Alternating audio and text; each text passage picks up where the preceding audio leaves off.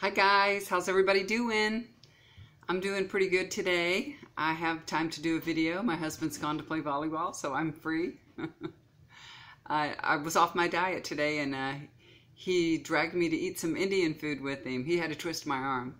I'm doing a little different thing on my diet right now, but I'll get to that later. I don't want to bore y'all with the details of my diet. But I love Indian food. It was good. It was spicy, but it was really good. I'm going to read on Elizabeth Warren, Senator Warren, to be respectful. I love her. I love her because she's a go-getter, you know. Nothing stops her. I have all the cards laid out and ready to go, but I just wanted to, I'm going to chat a little bit. When I was meditating on her, I kept seeing this big maple leaf. I don't know why, but it was a big green maple leaf, and I could see all the veins inside it and everything. It was, you know, very healthy looking. I don't know if that's her European ancestry showing up or what, because I think it's like Canadian, and that's the sign for all the ancestors from, you know, European ancestors that came to Canada, I think. Anyway, her energy felt just like a school teacher, you know. That's what her energy feels like. It's like a school teacher. And I didn't know this, but she actually had taught school. I think 1 or 2 years she taught disabled students. And I didn't even know that, but I looked it up after I meditated. I have to go look up things because I'm like, I don't know why I'm seeing things, and I'd have to know. So I looked her up on Wikipedia and learned a few things about her that I didn't know. And she taught school for a little while, disabled students, and then she went back to school after that. But, you know, through her actions and her deeds, her behavior, the way she's lived her life, she's taught everybody, you know, just through her actions. And that's the best way to teach. That's the best way. And, you know, she also taught us how to stand up to a bully, right? Yeah, she taught us that really good. And that's one of the best things about her, was that she didn't just stand aside and be quiet and let Trump run over her. That's what I really love about her. And of course, that's what we all love about her. But I read on Wikipedia that she really didn't have, you know, an easy life. She didn't come from a privileged life. She had a hard time. Her family didn't have money, you know. Her dad worked at Montgomery Ward's. He was a salesman. He had a heart attack. They got into financial debt because he couldn't work, and they had a bunch of medical bills. They lost their car. It's really sad. I mean, she had a hard time. It was repossessed. At 13 years old, she went to work waiting on tables. She was a waitress. Can you believe it? 13 years old. Oh, that's so sad. But I think that just, you know, that made her who she is. It made her strong, you know. And I don't know. She's had a really interesting life. Y'all should go and look up her bio and read it. You know, it was really interesting. But hopefully, you know, the Republicans won't start in again about that crap about her. You know, she thought she was a Native American. You know how that is? The stories get handed down in families. A story gets handed down, and then you repeat it. I mean, it's repeated to you all while you're a child. Everybody says it to you, and you think it's the truth, and you believe it. You know, we have Native American in our family. In my family, I don't claim anything, but supposedly my great-grandmother was supposed to have been some Native American. It's a very small tribe in Maine. I've never looked it up or anything, but that we even have a picture of a Native American that they said that's the great-grandmother, you know. So I don't know, but every family has some kind of story, some kind of ancestry story that they're passed down. And I just hope the Republicans don't try to revive that, which they probably will. You know, Trump will beat that drum for sure. But hopefully she's put it to rest, and, you know, she's tried to make amends for it. I think, you know, she said, well, that's what I thought. That's what I was taught. And then she did that DNA test, and it wasn't so much American Indian, right, as it was European. So I have a story in my family. This is our story. I don't know if it's true. One day I'll take that 1, 2, 3 and me test and find out, you know. But we were told that we're a direct descendant of Captain Miles Standish that came over on the Mayflower, that we are direct descendants of him. Now, I don't know if that's true, but all my life I've been taught that, and that's, you know, we've told everybody when we were kids, you know, the captain came over from the Mayflower, we're descendants. We're probably all descendants from the Mayflower. All of us. But anyway, one of these days I'll do that DNA test and find out. Last year my husband got it, I think it was for his birthday or Father's Day or something. My daughter gave him that 123andMe test, and he did that DNA test, and it didn't come up anything, you know, great. He's, you know, nothing. He's a purebred. So there was nothing exciting in his DNA test. But wow, with that little vial they give you to spit in, and they tell you, don't spit in it after you've brushed your teeth. Don't spit in it after you've eaten anything. So he's decided the best thing to do was to get up in the morning and spit in it as soon as he woke up, you know, before he drinks his coffee or anything. So that's what he did. I think it looks like, you know, almost 2 ounces of spit.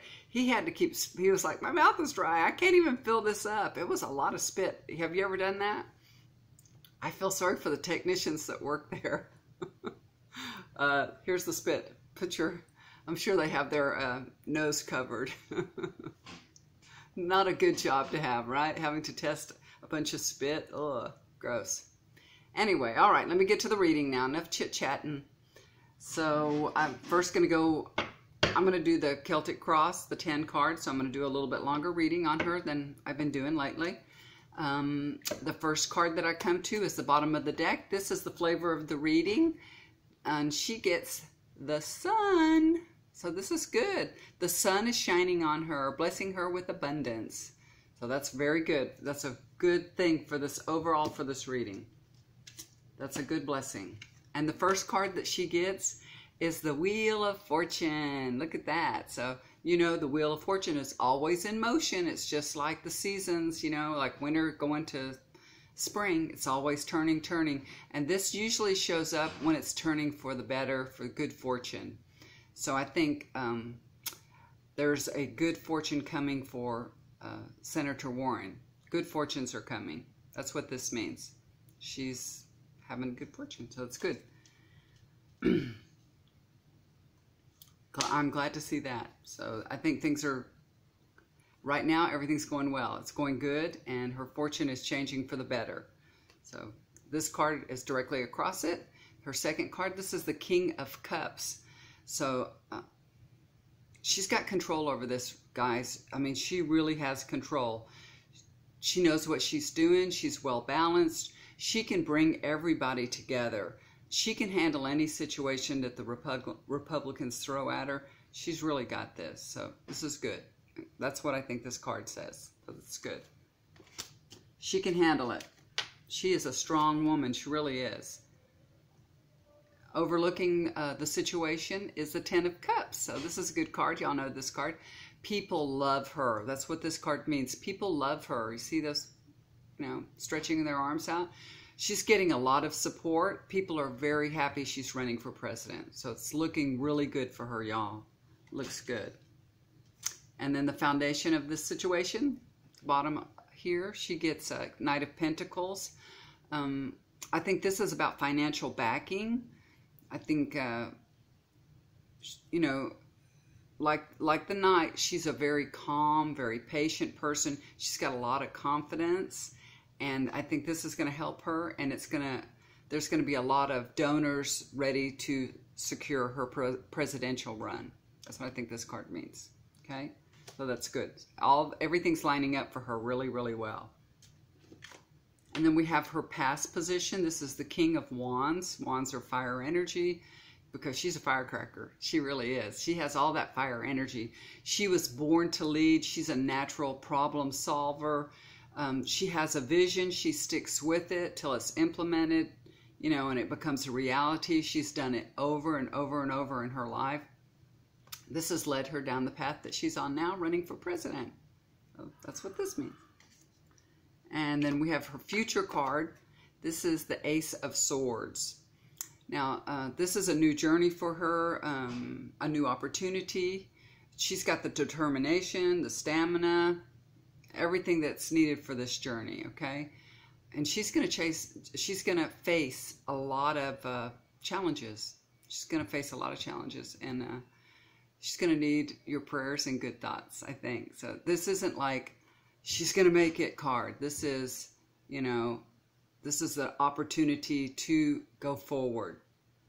And this is like an inspirational card. Run with it, you know. So keep her in your thoughts and prayers, you guys, because she's going to need all the help she can get, okay? But this is a lot of hope. This is a lot of hope, and this is good, but it's not a for sure thing.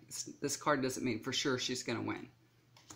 It means she's in the battle. She's in the battle, and she's got a good chance. All right, and then her state of mind card is the Justice card. So she wants justice for all Americans. That's what she's thinking, you know. Justice from, I think, really justice from the injustice of having Trump the president, you know, as a president. She wants justice for all. So that's good. That's who we need in office, somebody that thinks like that wants justice, you know.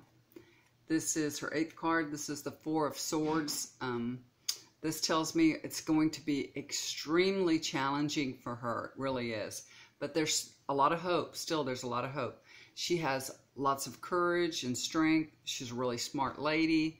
And I think maybe later on during this process, she may end up having to take like a timeout, a little break. That's what this is. So she might have to take a little time to regroup and, you know, get her, I don't know, get it back together. So this is just a little timeout. It's going to be temporary, just, you know, just to regroup. That's all. So we might see her go through that, you know, but it'll be okay. I think she'll just come out just as strong as ever after she does this. Because it's going to be hard. It's going to be, can you imagine what it's going to be like? It's like just think of how it was this last time with Donald Trump. Think about, now everybody's ready for him, you know, so he probably won't even run anyway. He's going to be gone. He's going to be gone, so, but probably he'll start, you know, yapping at the mouth and, you know, already knocking people down before he leaves, I'm sure. This is the Hermit in the 9th position. This is the hopes and fears position.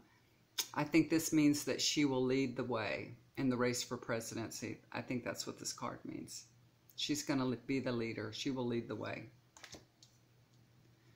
Yay, Elizabeth Warren. I love her. She's a beautiful woman. She's beautiful. She has a beautiful heart. She's a beautiful heart and soul.